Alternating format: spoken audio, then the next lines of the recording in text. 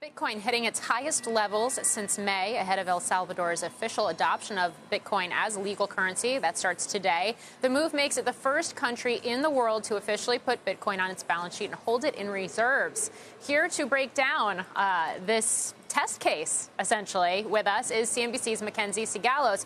Mackenzie, great to have you on. I know you've been doing a lot of reporting around this, but the fact that we did see Bitcoin jump ahead of this and now it's under a little bit of pressure today, I mean, this has in many ways been kind of the bull case longer term around Bitcoin, the fact that you could actually use it to transact for everyday items, right?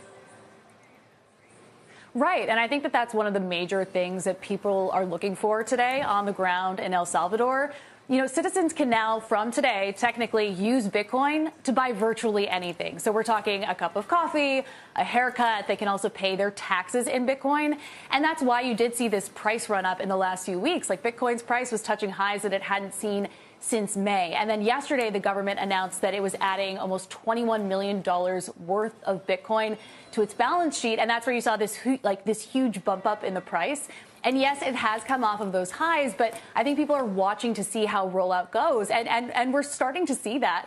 You know, from midnight, I was on the phone with people who were on the ground in San Salvador, and they were actively downloading the wallet that the government has offered to all citizens. So it's been really interesting to see it all happen in real time. I realize we're essentially only hours into this rollout, but do we know from a technical standpoint how those downloads are going right now? And I ask that given the fact that, only about a third of Salvadorans actually use the internet?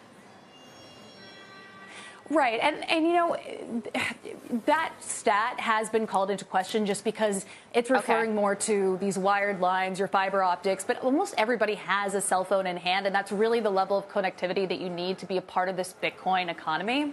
And in terms of how successful the rollout has been so far, so, I mean, was this a flip that switched at midnight? No, it wasn't. But, you know, people were actively communicating with one another.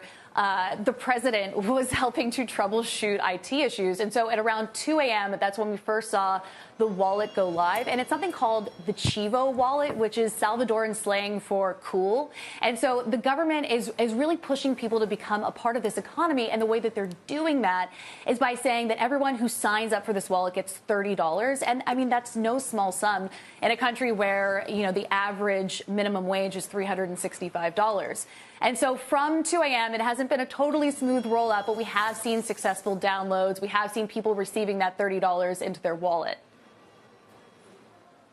Mackenzie, from people who are, you know, intently watching this from the kind of Bitcoin camp, let's say, the people who really believe in it, what would represent success, either in terms of volume of transactions or, you know, just the adoption or displacement of other types of payments? What are our benchmark indicators? I mean, you said a few of them there. I mean, I think mainstream adoption. I think that one side of this, you know, going beyond using Bitcoin as a currency, as a form of, you know, exchanging value, people see it as a way to help Salvadorans save money. And, you know, it's a largely unbanked population. And so this gives them a way to build this culture around saving money. And I think that that's one thing that a lot of crypto insiders have, well, Bitcoin insiders, because this is really a Bitcoin project. And what Bitcoin insiders have spoken to me about is that they're excited about moving people from this government wallet, which is custodial, to their own wallet where they hold the private key and they have 100% ownership over their wealth. And that's, you know, that's something that a lot of these people haven't experienced before. And I think that that's what they're most excited about. Mackenzie, El Salvador has been looked at as a test case for a while. Are people talking about which country might be next? You know, Panama was watching, but I think that a lot of countries are keeping an eye on how things play out in El Salvador.